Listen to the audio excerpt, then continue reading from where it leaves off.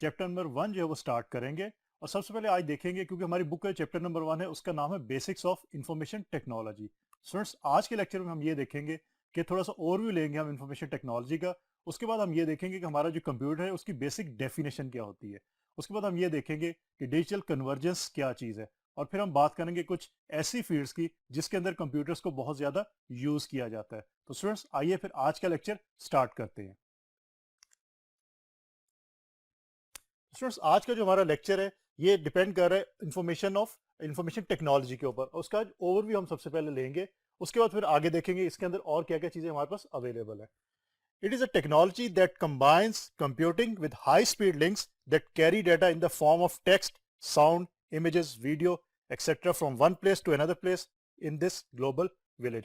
Students, इसके अंदर आपको कुछ चीजें नजर आ रही होंगी, कुछ टर्मिनोलॉजी नजर आ रही हैं। एक को तो मैंने रेड में भी लिखा हुआ है और बाकी भी आपको नजर आ रही हैं।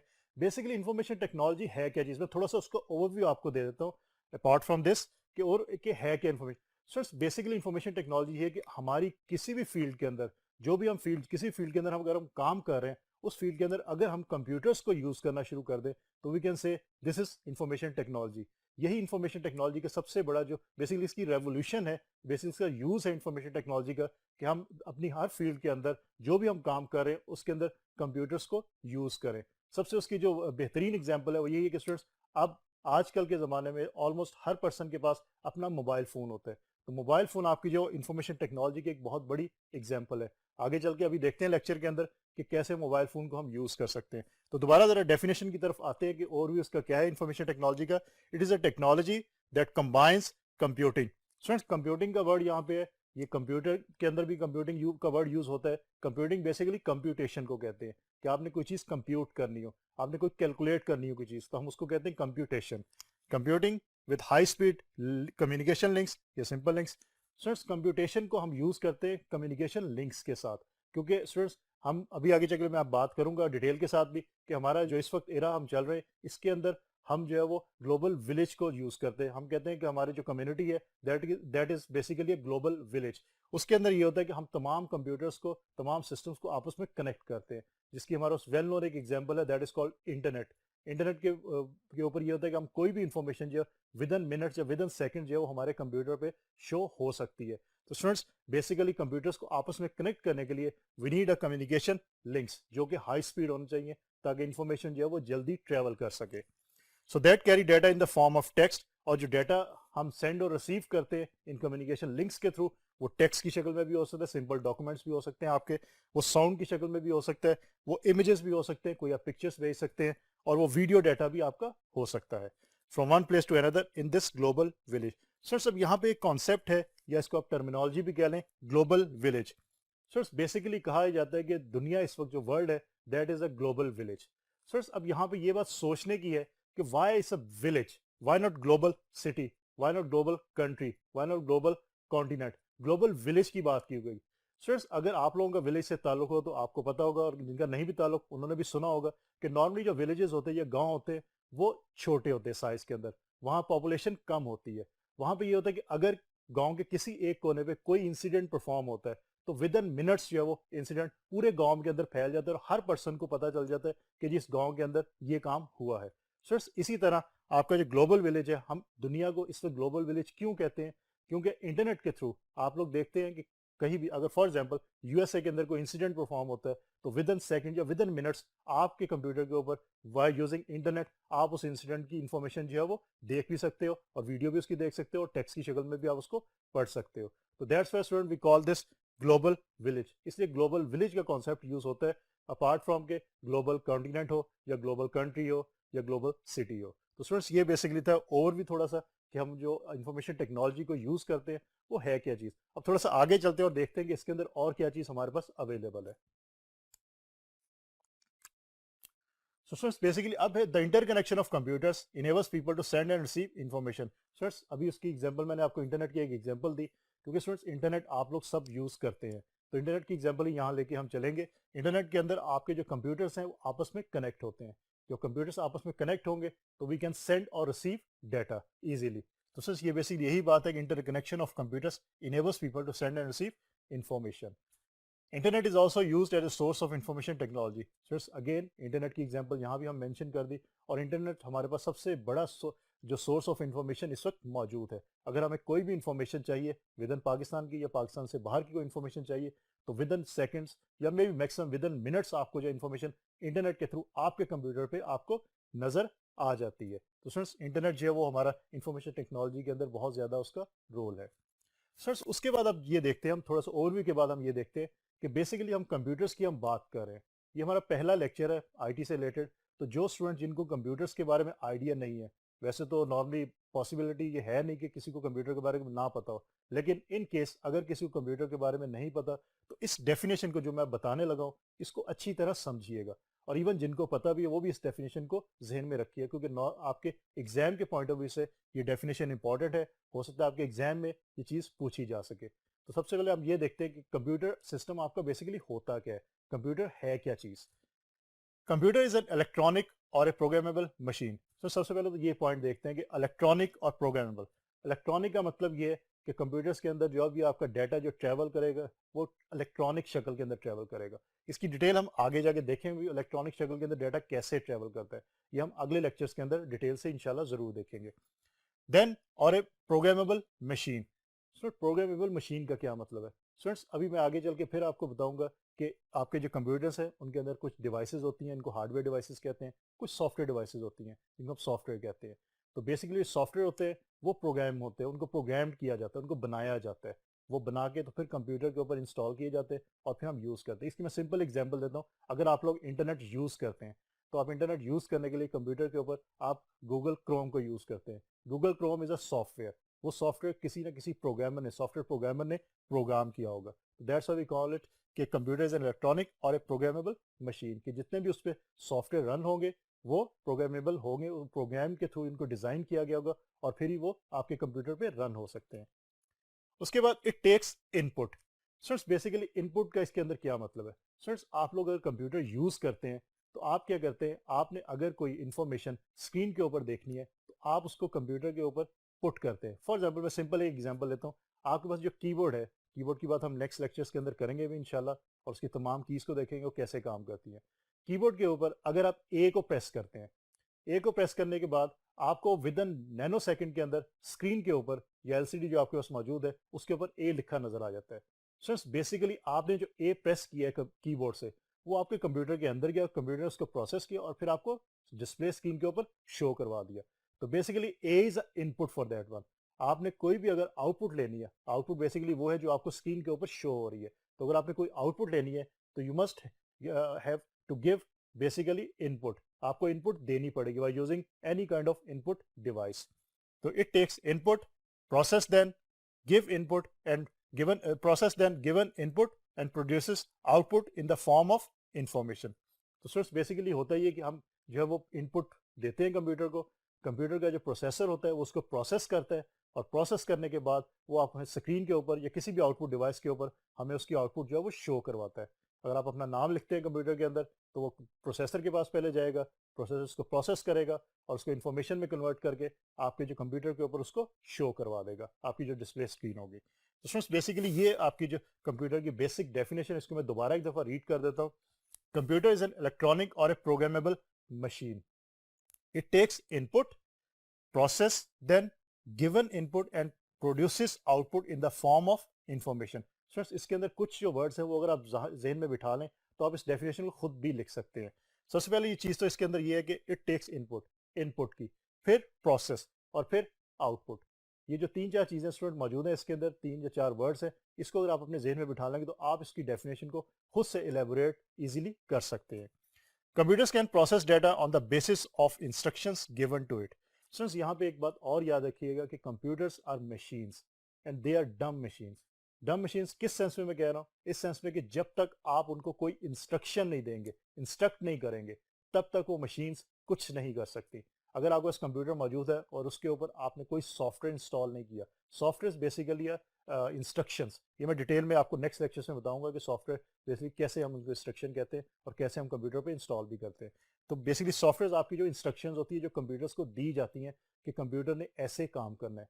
अगर आप किसी कंप्यूटर को आपने हार्डवेयर रखा है और लेकिन आपने उसके ऊपर कोई सॉफ्टवेयर इंस्टॉल नहीं किया, मीन कोई इंस्ट्रक्शन उसको नहीं दी कि उस हार्डवेयर ने कैसे काम करना है, तो स्टूडेंट्स आपके जो कंप्यूटर्स है वो डम डिवाइस होंगी, वो कोई काम नहीं कर सकेंगी। अभी मैंने एग्जांपल दी थी कि अगर आप कीबोर्ड से ए प्रेस करते हैं, स्टूडेंट्स ए प्रेस करने का ये मतलब, कीबोर्ड से ए प्रेस करने का ये मतलब है कि अगर आपका कीबोर्ड जो है उसके अगेंस्ट कोई सॉफ्टवेयर कंप्यूटर में इंस्टॉल है जो कि उस ए को जो है वो प्रोसेसर के पास भेजेगा, तो आपका कीबोर्ड काम करेगा, अदरवाइज आपका कीबोर्ड जो है वो काम नहीं करेगा। तो ये बात याद रखिए कि computer can process data on the basis of instruction given to them. जो इंस्ट्रक्शंस उनको दी जाएंगी वो सिर्फ उन्हीं इंस्ट्रक्शंस को फॉलो करेंगे, वो खुद से कुछ नहीं कर सकते। ये बात याद रखिएगा, इन फ्यूचर भी इस बात को याद रखिएगा। It can also store data on secondary storage devices for future use. Source इसके साथ ये हो सकता है कि आपके जो कंप्यूटर्स हैं वो कुछ डिवाइसेस को यूज़ करते, that can be called as secondary storage devices, जिसके ऊपर डाटा आपका जो परमानेंट बेस के ऊपर जो है वो स्टोर हो जाता है। जिसकी एग्जांपल के तौर में नाम बताता हूँ आपको, हार्ड डिस्क के नाम से। हम नेक्स्ट लेक्चर में इसकी बात डिटेल से करेंगे कि वो कैसे काम करती है। तो आपकी सेकेंडरी स्टोरेज है, उसके ऊपर जो है वो डाटा आप स्टोर कर लेते हैं। उस डाटा को हम इन फ्यूचर जो है वो यूज़ कर सकते हैं, जब भी हमें ज़रूरत पड़ती है हम वहाँ से डाटा उठा के उसको यूज़ कर सकते हैं। तो फ्रेंड्स ये बेसिकली था कंप्यूटर सिस्टम का बेसिक ओवरव्यू। इसकी डिटेल हम नेक्स्ट लेक्चर्स में दोबारा एक दफ़ा देखेंगे और इनको आगे इलेबोरेट भी करेंगे जो चीज़ें हमने यहाँ पे देखी हैं। तो स्टूडेंट्स इसको ज़रा याद रखिएगा अच्छी तरह के कंप्यूटर सिस्टम्स बेसिकली होते क्या है। अब स्टूडेंट्स आगे चलते हैं और ये देखते हैं कि हमारे पास जो इंफॉर्मेशन टेक्नोलॉजी के अंदर डिजिटल कन्वर्जेंस है वो क्या चीज़ है। तो लेट्स सी कि वो क्या चीज़ है। Students digital convergence is different types of things that are converted into digital form. So definition से आप अंडरस्टैंड कर सकते हैं कि इसका यही मतलब है कि डिफरेंट टाइप्स ऑफ थिंग्स हो जो डिजिटल फॉर्म में कन्वर्ट कर दी जाए। सो अभी मैंने एग्जांपल दी कि हमारा इंफॉर्मेशन टेक्नोलॉजी का बेसिक ओवरव्यू है वो यही कहता है कि हम हर फील्ड के अंदर जो हमने कंप्यूटर्स को ऐड कर दिया। सो सिंपल एग्जांपल देता हूँ कि अगर किसी जगह पे या किसी कॉलेज यूनिवर्सिटी के अंदर, अगर या किसी ऑर्गेनाइजेशन के अंदर इवन, कि अगर कोई मैनुअल सिस्टम हो रहा है, अगर वो कोई भी सिस्टम काम कर रहा है और मैनुअल सिस्टम कर रहा है जिसमें एम्प्लॉय मैनेजमेंट सिस्टम हो सकता है, अगर कॉलेज की बात करते हैं स्टूडेंट मैनेजमेंट सिस्टम हो सकता है, उसके अलावा पेरोल सिस्टम हो सकता है, एक्सेट्रा एक्सेट्रा। स्टूडेंट्स अगर वो आपका किसी भी ऑर्गेनाइजेशन या कॉलेज के अंदर मैनुअली काम हो रहा है, आप उसको कन्वर्ट कर देते हैं डिजिटल फॉर्म के अंदर। डिजिटल फॉर्म में कन्वर्ट करने का ये मतलब है कि आप कंप्यूटर्स पे उसको ले आते हैं सारा कुछ, कि ऑलरेडी अगर जो इन्फॉर्मेशन थी वो रजिस्टर्स के अंदर या पेपर के ऊपर स्टोर हो रही थी, लिखी जा रही थी, आप उसको कंप्यूटर के अंदर स्टोर करना शुरू कर देते हैं। So this is basically conversion of from manual to digital form. तो इसको हम डिजिटल कन्वर्जेंस कहते हैं। It is a technological merger of the various industries through some electronic devices that exchange information between them. So basically ये technological merger है कि आप manual की वजह से जो आप मैनुअल काम कर रहे थे उसको आपने कन्वर्ट किया किसके अंदर, डिजिटल फॉर्म के अंदर, और आपने जो कंप्यूटर से अपनी इंडस्ट्री के अंदर भी इन्वॉल्व कर लिए और कंप्यूटर अब वही काम कर रहे हैं जो पहले आप मैनुअल कर रहे थे। और इसकी वजह से क्या होगा, डिजिटल कन्वर्जेंस की वजह से कि आपका जो टाइम है वो आपका बचना शुरू हो गया। पहले आपका टाइम ज़्यादा लगता था, अब टाइम आपका कम, और हो सकता है आपका बजट भी इस केस में कम लगे। तो स्टूडेंट्स डिजिटल कन्वर्जेंस जो है वो हमारे आईटी की फील्ड में एक बहुत बड़ी रेवोल्यूशन है और इसको बहुत ज़्यादा यूज़ भी किया जाता है। अब स्टूडेंट्स ये देखते हैं कि हमारे पास जो modern scenario of information technology है वो क्या है। It means the modern situation of IT, कि आजकल के ज़माने में हम आईटी को जब यूज़ करते हैं तो हम कौन कौन सी जगह पर यूज़ करते हैं, उसको कैसे जो है वो यूज़ किया जाता है। The base of information technology is computing. अभी स्टूडेंट मैं आपको बता चुका हूँ, प्रीवियस जब हमने देखा था ओवरव्यू ऑफ आईटी, उसके अंदर देखा था computation. Computing is basically computation. हमारे जो कंप्यूटर्स हैं वो भी इसी के ऊपर, इसी प्रिंसिपल के ऊपर डिज़ाइन किए गए। कंप्यूटेशन क्यों, सबसे पहले जो कंप्यूटर हमारे दिए थे, ये मैं डिटेल्स स्टूडेंट आपको आगे जाके बताऊंगा कि कंप्यूटर्स की जब हिस्ट्री या इंटरनेट की जब हिस्ट्री, वहाँ पे थोड़ी सी डिटेल बताएंगे कि जो शुरू के कंप्यूटर्स हमारे पास थे वो सिर्फ और सिर्फ कंप्यूटेशन ही करते थे, एडिशन, मल्टीप्लिकेशन और डिवीजन एंड एक्सेट्रा एक्सेट्रा। लेकिन अब जो कंप्यूटर्स है वो इससे ज़्यादा भी काम करते हैं। The base of IT is computing and high speed communication through satellite, fibre optic, mobile phones, fax machines, e commerce and m commerce etcetera etcetera. तो फ्रेंड्स बेसिकली एक दफ़ा फिर हम रिपीट कर रहे हैं कि जो हमारे पास ओवरव्यू था हमने पढ़ा आईटी का, उसी को, कि आपके जो बेस ऑफ आईटी वो कंप्यूटेशन है और हाई स्पीड कम्युनिकेशन लिंक्स हैं। क्योंकि अगर हम इंटरनेट की एग्जांपल लेते हैं तो इंटरनेट के ऊपर आपके डिफरेंट कंप्यूटर्स आपस में इंटरेक्ट करते हैं, आपस में कनेक्ट होते हैं, और वो हाई स्पीड जो कम्युनिकेशन लिंक्स है उन्हीं के थ्रू कनेक्ट हो सकते हैं। उसके बगैर कोई और हमारे पास पॉसिबल वे नहीं है जिसके थ्रू हम उनको कनेक्ट कर सकें। और जो हमारे पास हाई स्पीड कम्युनिकेशन लिंक्स हैं उसमें हमारे पास सैटेलाइट कम्युनिकेशन भी है। आप सैटेलाइट के थ्रू मैचेस देख सकते हैं। अगर यूएसए के अंदर कोई मैच हो रहा है और आप पाकिस्तान में बैठे मैच देखना चाहते हैं तो सैटेलाइट कम्युनिकेशन के थ्रू इट इज़ पॉसिबल। उसके अलावा हमारे पास अगर हम केबल मीडियाज़ की बात करते हैं तो हमारे पास फाइबर ऑप्टिक एक मीडिया है हमारे पास डिफरेंट कॉपर केबल्स भी मौजूद होती हैं, कोएक्सियल केबल हमारे पास जो आपके केबल टीवीज में यूज़ होती हैं वो कोएक्सियल केबल्स हैं, आपकी टेलीफोन वायर्स होती हैं वो ट्विस्टेड पेयर केबल्स होती है। इसी तरह हमारे पास एक कैटेगरी है केबल्स की, दैट इज फाइबर ऑप्टिक या ऑप्टिकल फाइबर। सर इसका ये फ़ायदा होता है कि इसके अंदर डाटा आपका बहुत स्पीड से ट्रैवल करता है, क्योंकि इसके अंदर डाटा जो है वो लाइट की शक्ल में ट्रैवल करता है, और सर हमें पता है कि लाइट की स्पीड बहुत फास्ट होती है।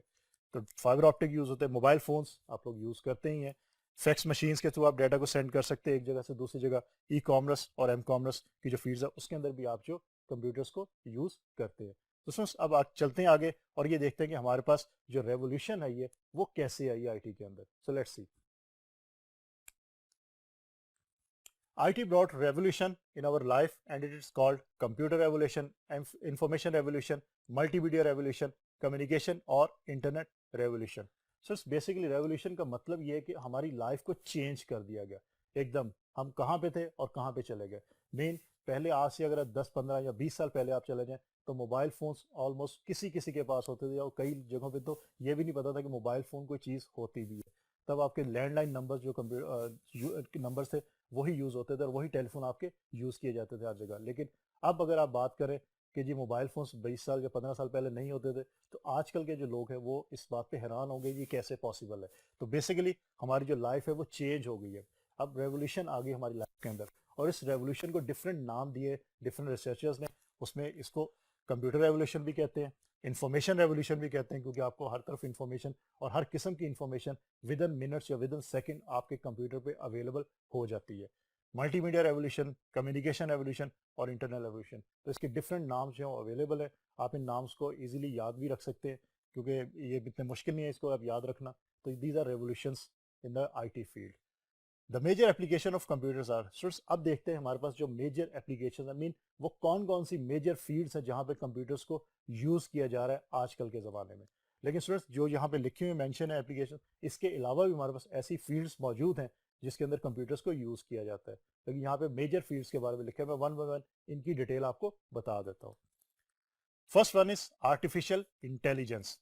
फ्रेंड्स पहले तो इसके नाम पे ज़रा गौर कीजिएगा, आर्टिफिशियल इंटेलिजेंस। एक होती है natural intelligence. Friends artificial intelligence का अगर उर्दू तर्जुमा हम करें तो ये आप कहेंगे आर्टिफिशियल बेसिकली मसनूई, इंटेलिजेंस आपकी जहानत, मसनूई जहानत। और इसके कंट्रास्ट में हमारे पास कौन सी है, नेचुरल इंटेलिजेंस, मीन कुदरती जहानत। बेसिकली नेचुरल इंटेलिजेंस जो होती है स्टूडेंट्स वो ह्यूमंस के अंदर होती है। आर्टिफिशियल इंटेलिजेंस की बात जब हम करते हैं तो ये हमारे कंप्यूटर्स की जो मशीन्स हैं उसके अंदर मौजूद होती है। तो स्टूडेंट्स अब देखते हैं इसकी जो डेफिनेशन है वो क्या कहती है और फिर इसकी डिटेल में आपको बताता हूँ। It is use to develop machines with human like qualities such as learning, seeing and hearing etcetera etcetera. Students basically computers जो है वो ह्यूमन लाइक ह्यूमंस को देखते हुए ही बनाए गए थे।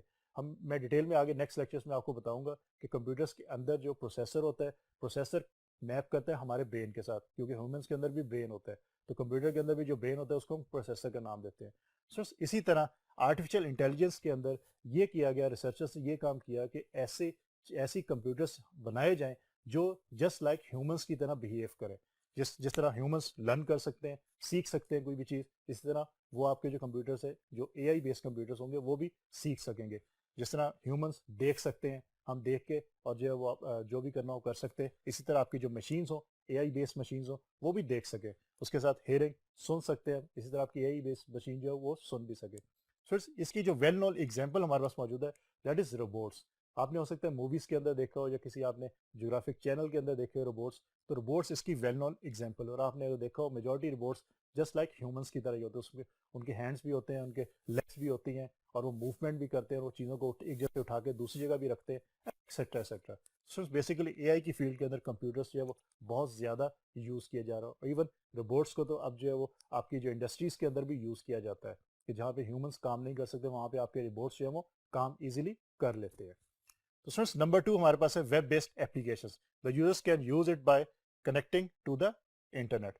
बेसिकली स्टूडेंट्स आपके जो इंटरनेट के ऊपर जितने भी सॉफ्टवेयर, जितनी भी एप्लीकेशंस रन हो रही हैं, वो भी आपकी कंप्यूटर्स की ही मरहून मिन्नत है कि कंप्यूटर्स आपके पास हैं तो तभी आप जो है इंटरनेट के ऊपर जो कोई भी वेबसाइट जो है वो क्रिएट करके और उसको अपलोड कर सकते हो। उस वेबसाइट को हम इजीली यूज़ कर लेते हैं और उसके थ्रू जो भी हमें इन्फॉर्मेशन चाहिए हो हम उस इन्फॉर्मेशन को यूज़ भी कर लेते हैं। सर उसके बाद नंबर 3 हमारे पास है दैट इज ई कॉमर्स या electronic commerce.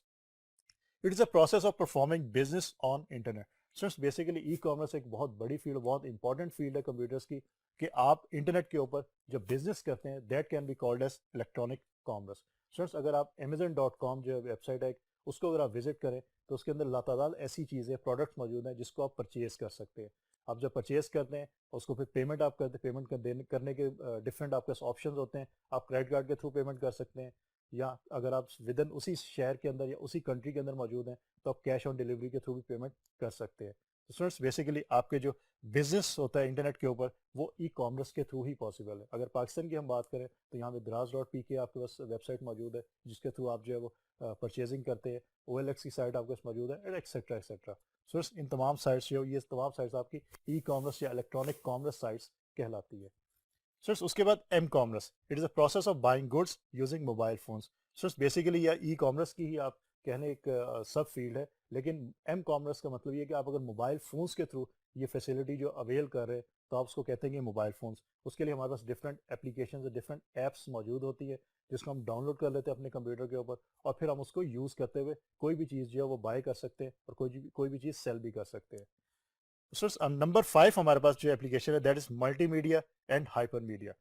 Multimedia is a collection of graphics, animation, audio and video presented by computer. So it's basically multimedia के अंदर आप ये बात याद रखिएगा कि multimedia के अंदर हमारे पास ग्राफिक्स, एनिमेशन, ऑडियो, वीडियो, ये तमाम चीज़ें शामिल होती हैं। इन तमाम चीज़ों के कॉम्बिनेशन को हम कहते हैं कि दिस इज मल्टीमीडिया। अगर आप एक मूवी देखते हैं तो movie is a example of multimedia. अगर आप कोई साउंड सुनते हैं, कोई गाना सुन रहे हैं आप, तो वो भी आपका जो मल्टीमीडिया की एक एग्जाम्पल है। तो स्टूडेंट्स बेसिकली ये तमाम चीज़ें आपकी मल्टीमीडिया कहलाती हैं और इनको हम कंप्यूटर्स के थ्रू जो है वो आजकल बहुत ज़्यादा यूज़ भी करते हैं। सेकेंड वन इसके अंदर है hypermedia, creating links to files that contain multimedia information. So इस हाइपरमीडिया बेसिकली ये होता है कि आपके जो फाइल्स जिसके अंदर मल्टीमीडिया इंफॉर्मेशन मौजूद है, मीन जिसके अंदर आपके ग्राफिक्स इंफॉर्मेशन, एनिमेशन की इंफॉर्मेशन, ऑडियो या वीडियो की इंफॉर्मेशन मौजूद है, उन फाइल्स को आपस में उनका लिंक्स क्रिएट करना जो है उसको हम हाइपरमीडिया का नाम दे देते हैं। और स्टूडेंट्स ये भी हमारे कंप्यूटर्स के थ्रू ही पॉसिबल हो सकता है। और स्टूडेंट्स इसके अंदर हमारे जो लास्ट पे है that is distributed application, a process of running single task on multiple computers। So basically इसका क्या मतलब है कि एक टास्क है आपका लेकिन मल्टीपल कंप्यूटर्स उस टास्क को मिलके कर रहे होते हैं। सर इसमें जो वेल नोन हमारे पास जो एग्जांपल है वो डिस्ट्रीब्यूटेड डेटाबेसेस की है, कि आपकी डेटाबेसेस जो होती है वो पॉसिबल है, जो डिस्ट्रीब्यूट डेटाबेस होती है कि पॉसिबिलिटी अगर वो बहुत ज़्यादा यूजर्स का डाटा उसके अंदर मौजूद है, सेव किया हुआ है, तो सर होता ही है कि वो एक कंप्यूटर में उसको रन नहीं करते, हम डिफरेंट कंप्यूटर्स के ऊपर जो है वो कुछ पार्ट्स रखते हैं और डिफरेंट कंप्यूटर्स के ऊपर एट अ टाइम जो है प्रोसेसिंग हो रही होती है। सो उसके अलावा आप लोग जो गेम्स खेलते हैं, ऑनलाइन गेम्स खेलते हैं, ऑनलाइन गेम्स भी आपकी डिस्ट्रीब्यूट एप्लीकेशन की ही एक एग्जाम्पल है कि वो पॉसिबिलिटी है कि आप अपने कंप्यूटर पर तो यूज़ करें, टास्क एक है, गेम एक है, लेकिन दुनिया में कहीं भी बैठे हुए और भी यूजर्स आपके साथ उस गेम को खेल रहे हैं, तो उसकी जो प्रोसेसिंग हो रही है वो डिफरेंट कंप्यूटर्स पे हो रही होती है, वो किसी एक कंप्यूटर पे नहीं होती। तो बेसिकली ये हमारे पास ये एप्लीकेशंस मीन ऐसी फील्ड्स जिनके अंदर कंप्यूटर्स को बहुत ज़्यादा यूज़ किया जाता है। उसके अलावा और भी बहुत सारी फील्ड्स मौजूद हैं जिसके अंदर कंप्यूटर्स को यूज़ किया जाता है। इवन होम जो यूजेज के अंदर भी कंप्यूटर्स को बहुत ज़्यादा यूज़ किया जाता है। तो आप इसको याद रखिएगा बेसिकली कि कौन कौन सी फील्ड्स हैं जिसके अंदर कंप्यूटर्स के बहुत ज़्यादा यूज़ किए जाते हैं। स्टूडेंट्स बेसिकली जो आज का हमारा लेक्चर था ये हमने स्टार्ट किया था कि ओवरव्यू क्या है हम इंफॉर्मेशन टेक्नोलॉजी का। आज का हमारा फर्स्ट लेक्चर था बेसिकली जो हमारा बेसिक्स ऑफ इंफॉर्मेशन टेक्नोलॉजी का चैप्टर है उसका। इस पे हमने ये देखा कि हमारा ओवरव्यू देखा सबसे पहले कि इंफॉर्मेशन टेक्नोलॉजी का ओवरव्यू क्या है, कि आईटी की फील्ड बेसिकली है क्या, उसके अंदर होता क्या है। उसके बाद स्टूडेंट्स हमने ये देखा कि हमारे पास जो कंप्यूटर सिस्टम्स है उसकी डेफिनेशन क्या है, हमने इन डिटेल उसकी डेफिनेशन को देखा। और फिर हमने देखा डिजिटल कन्वर्जेंस क्या चीज़ है, कि मैनुअल से हम डिजिटल की तरफ कन्वर्ट हुए वो कैसे हुए और किस तरह हो सके। उसके बाद स्टूडेंट हमने ये देखा कि हमारे पास डिफरेंट फील्ड्स हैं जिसके अंदर हम कंप्यूटर्स को बहुत ज़्यादा यूज़ कर सकते हैं, वो फील्ड्स हमारे पास कौन कौन सी है, वो 6 फील्ड्स के बारे में हमने बात की। तो स्टूडेंट्स होपफुली आज का लेक्चर आपको अच्छी तरह समझ आ गया होगा। इंशाल्लाह अगली दफ़ा नए लेक्चर के साथ दोबारा मुलाकात होगी, तब तक के लिए अल्लाह हाफिज़।